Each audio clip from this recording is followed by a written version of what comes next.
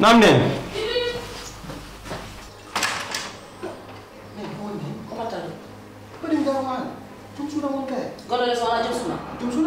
An Jibril ka jawi dum walla an kam ka goɗum walla holɗum Kidda wiidi kedin. an ala kaldun en Hoddum en.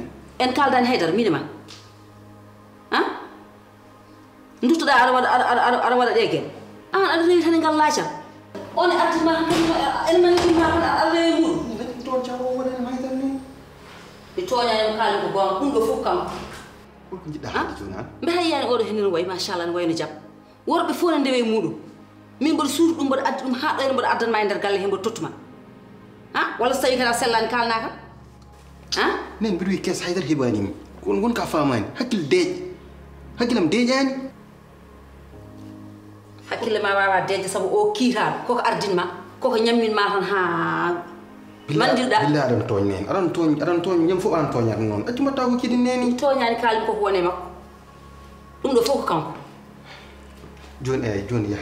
Après min wongi jewdeme makko. Som pari après mom taw les. mi yahani mbimi Ayata. ƴettu bagage ma paya less a eggiɗo less No eggirim ɗo a eggat ɗo mbimi ɗo a eggat ɗo bagage ma an e bagage ma fof less yo yaw reno lawol mboɗo ɓen to payda. an dar paami mbimi ko ya reno E daram halan ma. ko kalanta kam Neni. Oɗo Allah seedi min horam ko mbali ngo e suudu makko welanimo. woppanamo Anani. Su toujours wer kam yam walde e layla. Kanko hormo o yida waddi o yida mo wad ko musma. Kanko non o wi. Konan cikida maro kanko woni rindin en.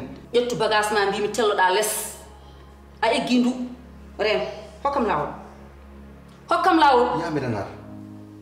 Yamidanar. an Jibril ko jawruɗa kam Ko toñ yamidanar. holko jawruɗa kam Jibril Ko mbadi. an ala gaccide Jibril ren mboɗo ɓen ren Mbedanar. Ya. Mbedanar. Jibril hokkam lawol Mbedanar. wani mboɗo ɓen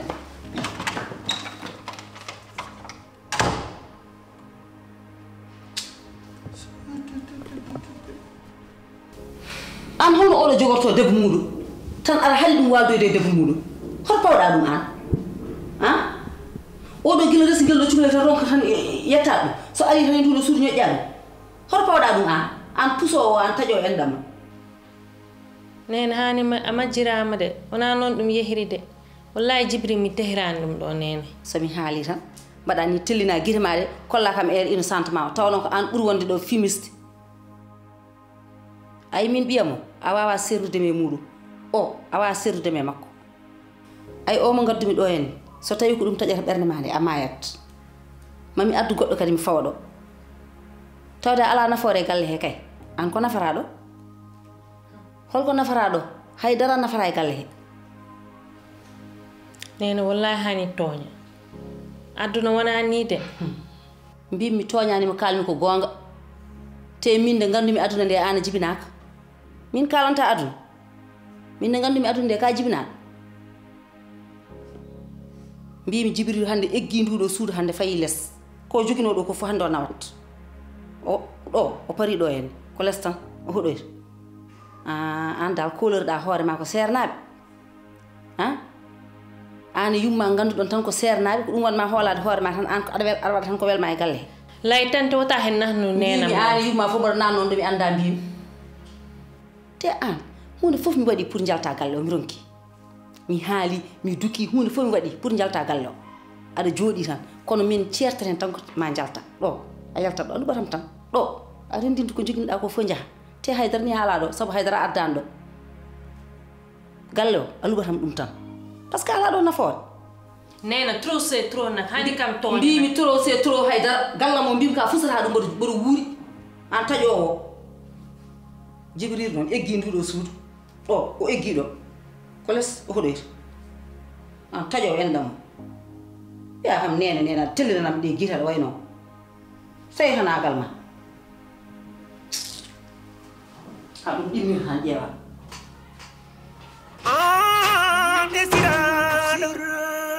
woto sernama be aɗa ligo aɗa huɗo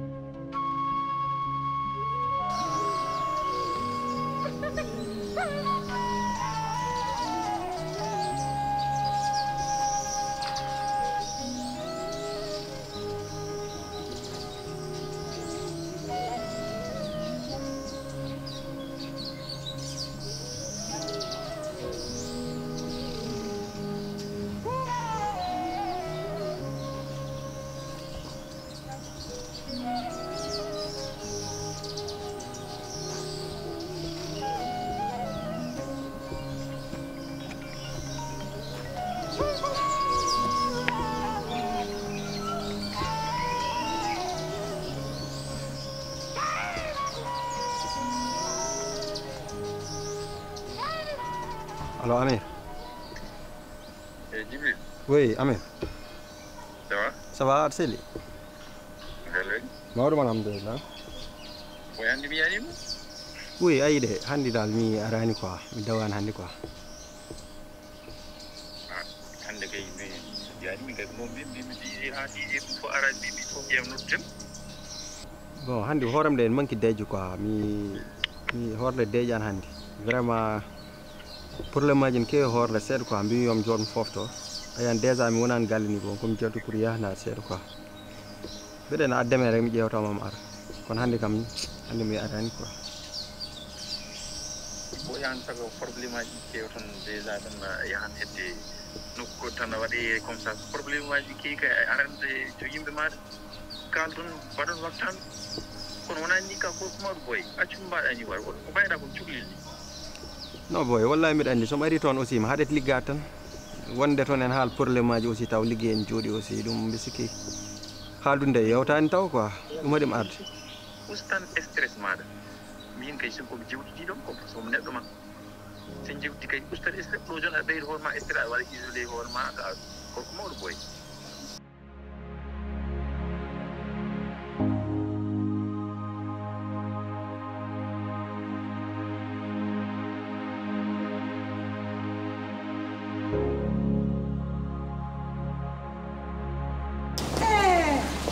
Ma fille adorée, Angelique.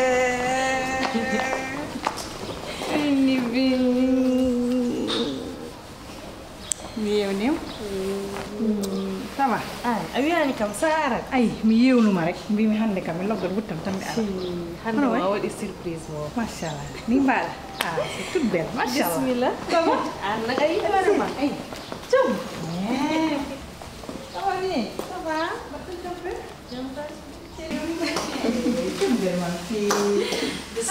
Jam ñalle mo. Badday tam Badon tam. Mawɗum kay. Kablay. Celli. Bismillah. On to. Mawɗum. Eh, jamoni gay. Wallahi ko jam. Badon kule. Mashallah. Ɗon celli ɗon ndi. Jabba nanta. Galle waɗi. To woɗɗata ɓaɗi machallah. Celle ɓenen jam. Ana are nangue de. A yiide wallahi. Haali wawi nangue. Mbaɗɗon tam. Kala. Jam tan de. Mashallah. Machallah. Min de ko jam boladunomi gay. Min mi sikkanno hakkunde meɗen. Mi sikkano ɓuri ɗo. Sabu nangumi hakkunde meɗen ko enɗam. Wona ceylagal. Ala ko haali noon. Ɓingelam ne waali ɗo.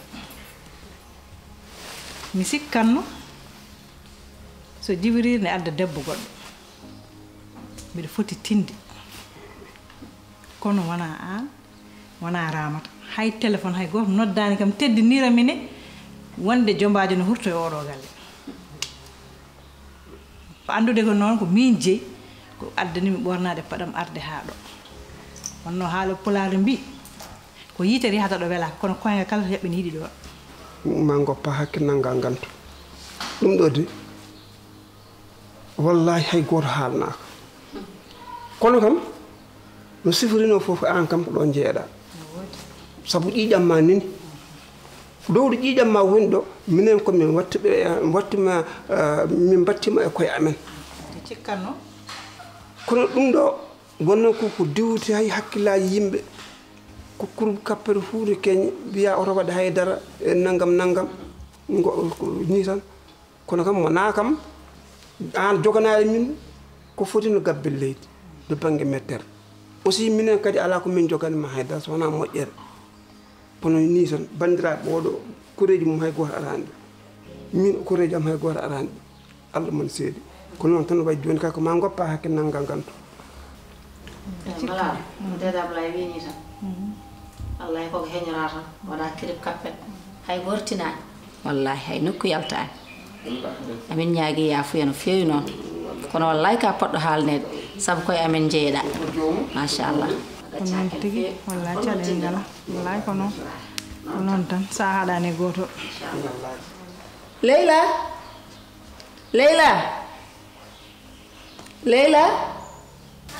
mi faade joni ɗo damal galle ɗo ɓe yettaki ɗo jama aljuma ha aljumaat ko heddi ko hembeji haala pula mbiyata ko mangu ko yele dañe waye wallahi barkal dañe waye wallahi jam gañon ko jama tan e course wallahi ndeysaan waɗanen jam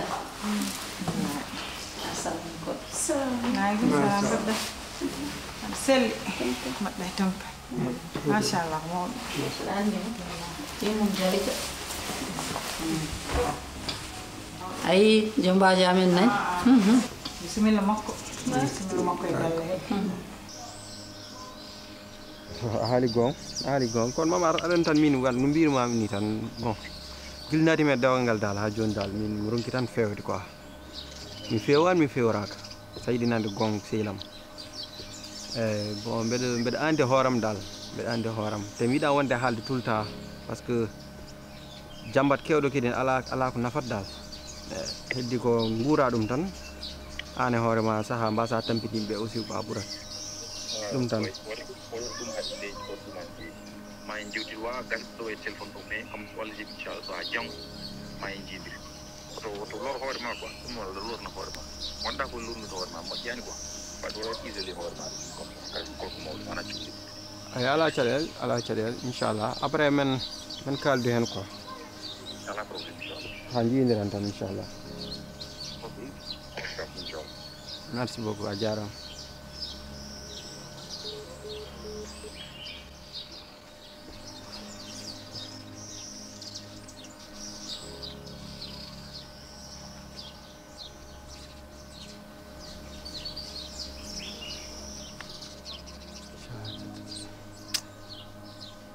yalla wat hen barke amin amin fewnu taw Allah dinde waɗen hen yo ɓesde jawdi noto hen amin ko hankkadi kam ko heddi hen ko muñal tan jali kam mbiɗa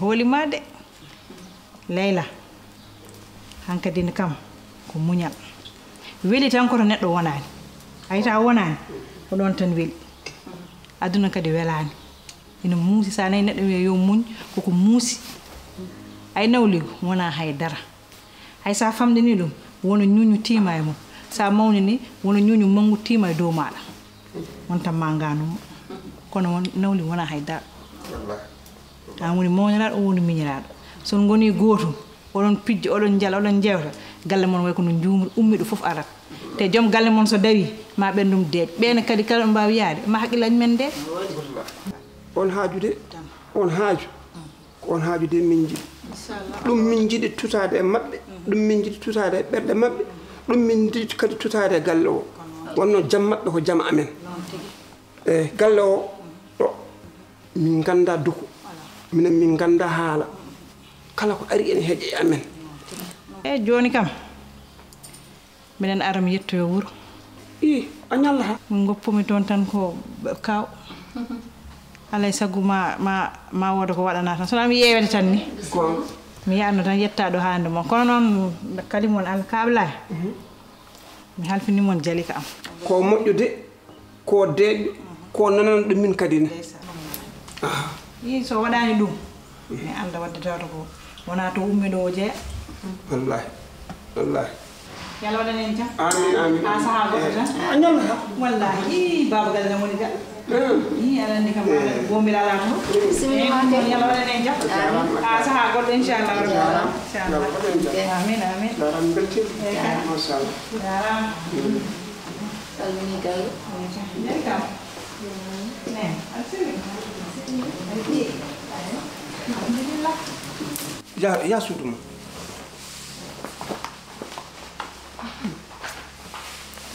an ala ko ɓurma wonde neɗɗo bonɗo e aduna hanma haalan to pourquoi mbaɗa haalnam pourquoi haalan tam pourquoi mbaɗa haalnam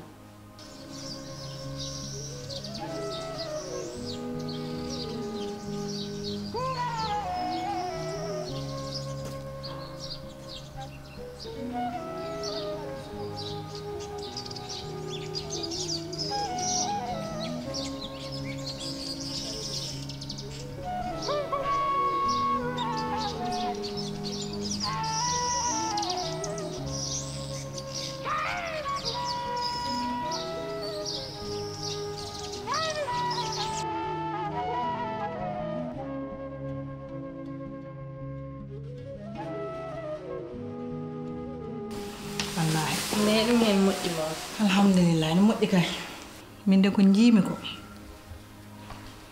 yeeso leelaango nandani kam e neɗɗo bonɗo de walla neɗɗo ñaaɗɗo nandani kam hen de nene ɗum de mbawɗa yi an a goɗɗo tami ɗum wawi yi so ɓe goni yimɓe ɓe ganduɗani ɓe mbawi gurnu joni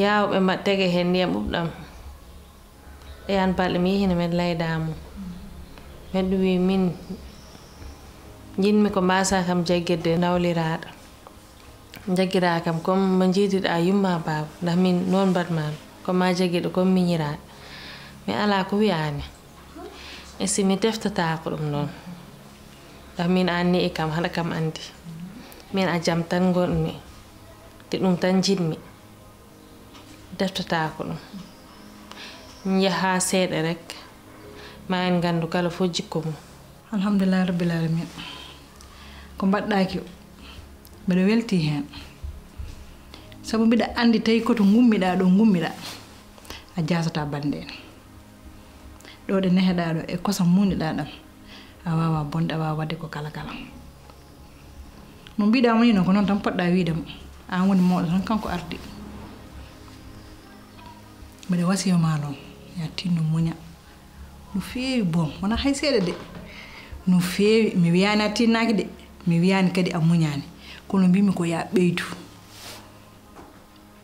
sa yi neɗɗo wiye hunde yo muñ koko muusi wiyete yo muñ sabu ko muusi tan muñete ko weli hay goto wiyata neɗɗo yo muñ nene nda mbiyanmami ko dal yel yo Allah jutnu balɗe ma tan hokkuma ɗo ɓoya men ɗoftuɗa inchallah isi go wuro de nene simi ɗo ɓooyi tawat ko Allah tan jaggi hen min jiirimi o situation ni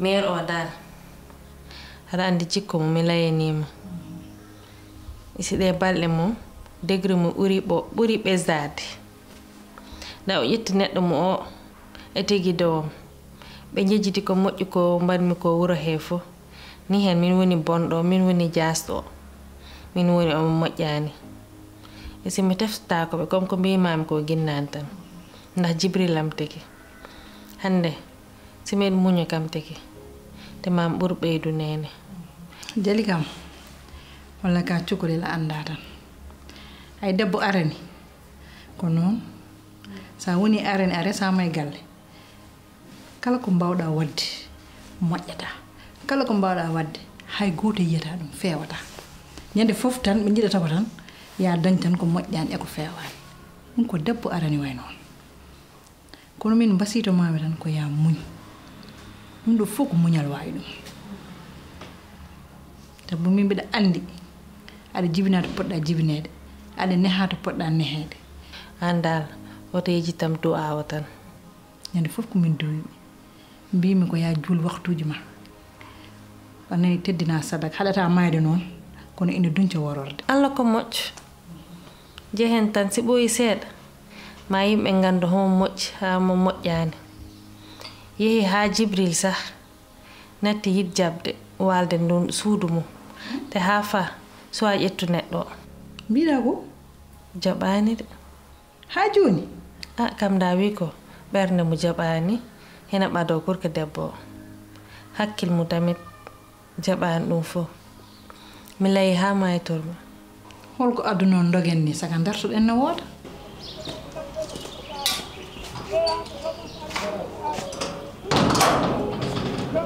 Papa, sama seni, mau waɗon kam yettere alhamdulillah merci no arga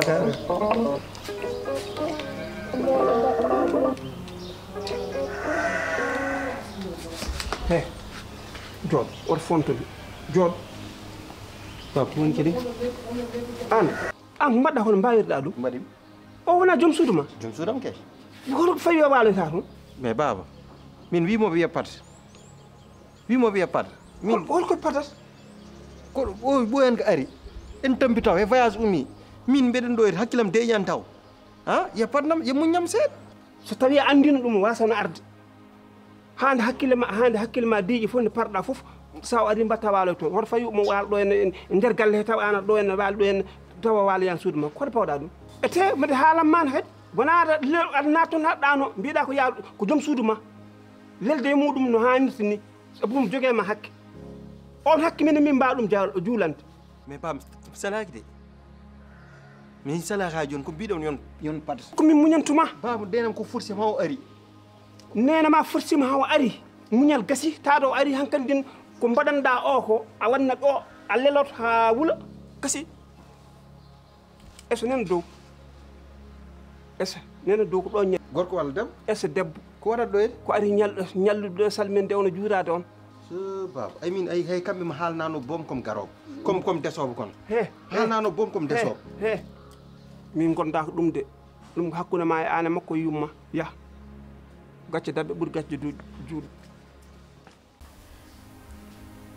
so anduno kay o addat o wawa ɗumen wondude e muɗum wadde holko addanta min a haɗani mi laynino jibril mum o jaɓani min layi hen entrain ne jibrila mbaɗɗa e tampe andi seli mawɗum gay mbaɗɗa e tampe ma gata ɗo min mari guilnade yimgal mbaɗi eɓe jam ceeli eɓe celli fawa waɗi wallay mo selli min ma de eɓe celli mawɗum alhamdulillah mbaɗɗuno golle sawa alhamdulillah yawo jari ɗum tan ça va a selli mawɗum alhamdulillah mbeɗa yafnode nden kew ko ɗo tawmo haalnan mon ɗum aɗan hunde no yarni tan mais noon wawa wayde fof mi fonnomo noddude téléphone kam mi haalan mon mais no situation o yarni tan ɗum addi ɗum quoi ɗum waɗi mi noddani on mi ñaago yaafuy noon an e bawam fof jibrilam ala basi ala hen an mi felanima bo nene ma tan pelmi e bamma hay ɗum ni ɓe kaali ala basi ha saha goɗɗo ala caɗele inchallah kono noon wonko nanmi ɗo welani kam de an jibril an min ka sehilam min ka ɓiyam ayno jibinirma ni o jalik noon jibinirma ni no nanguirmi ɗum noon tigui nanguirma walla ɓuura boom saabu an ka israel moƴƴo ka tedduɗo machallah hay caɗele goto min jiyanima i kono noon puniɗo de ajjoto an holno mbawirta resde debbo gadda e galle a yinirani muɗum ay nen jalika ka baddude men nene ma quoi ndax mbawa hen diga sax minen fof min layi ha min maytori wona pour waddirde man ak jibril mais il fallait parce que minen fof min layi te hande andi nene si waɗani ɗum haala ka ko dowam ɗum abbitto maɓe mbi min tiki waɗani ɗum laya hen tan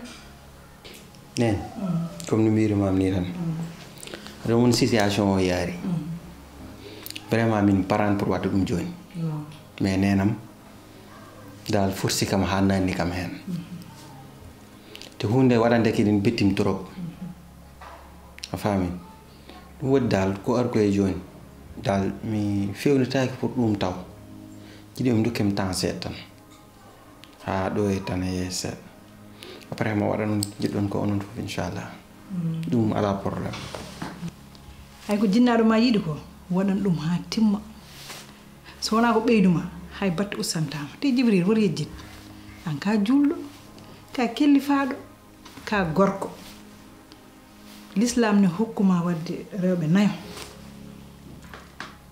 ɗum noon mbasito mami ko ya tinno balɗe ɗiɗi jelika balɗe maɗe ɗiɗi balɗe ɗiɗi leyla no nanguiɗa jalika ni nanguirama noon saabu ɗum noon mi haalanma gorko so resi addi rewɓe ɗiɗo e galle fonda ɗumen ha fota ko foti ko noon ko Allah tan andi ɗum kono noon sa yiɗa noon ko leptuma ñalawma janggo a tinnoto e rewɓe ma kala ko mbaɗanɗa oɗo mbaɗana oɗo ko ɗum woni ko moƴƴi ko ɗum tan mbasito mami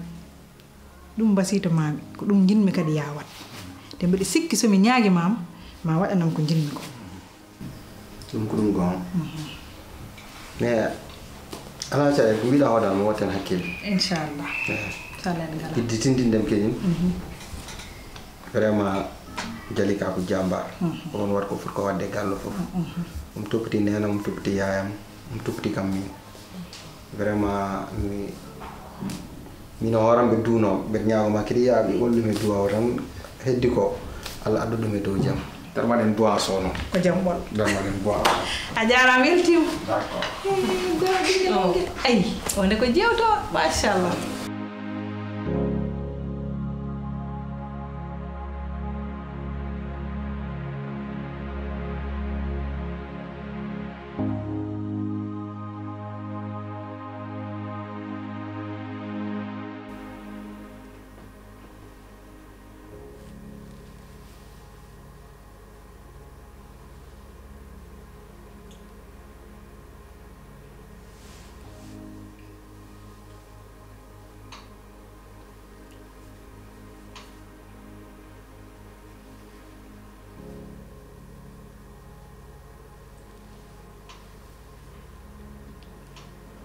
Hello.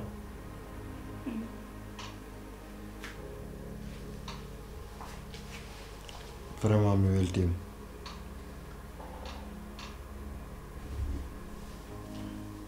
Weltima ha ɗum wawa hadde fof.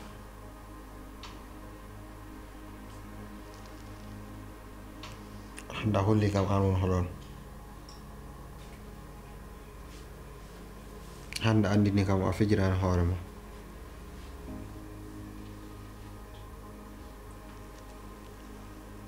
Vraiment mi weltima ha ɗum wawi hadde fof par ce que debbo kam ɗum woni faaru mum jaggude hoore mum ha dañ gorko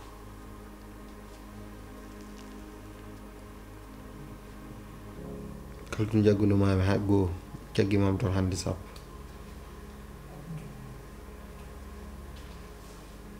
te mbeɗa anda waɗi sigil famille o fof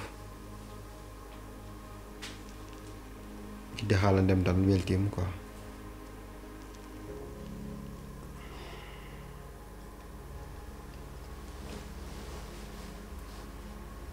min ɓurma weltade Jibril jinmi ganda ko mbiɗa yinma haɗo yidde haaɗi te après tout ko en ƴiƴam gotam te koyɗolam ɓooyi wonde resede e famille am horiram surtout an Komunyal wawi fof oduna Allah joba rokirta besngo so Allah rokima an jeyi so hadi mo munyal ko jom yurmede woto nyo hebo woto koyne mo woto bonde gurna makko Allah joba ko jom yurmede woto kelni aduna komunyal wawi fof oduna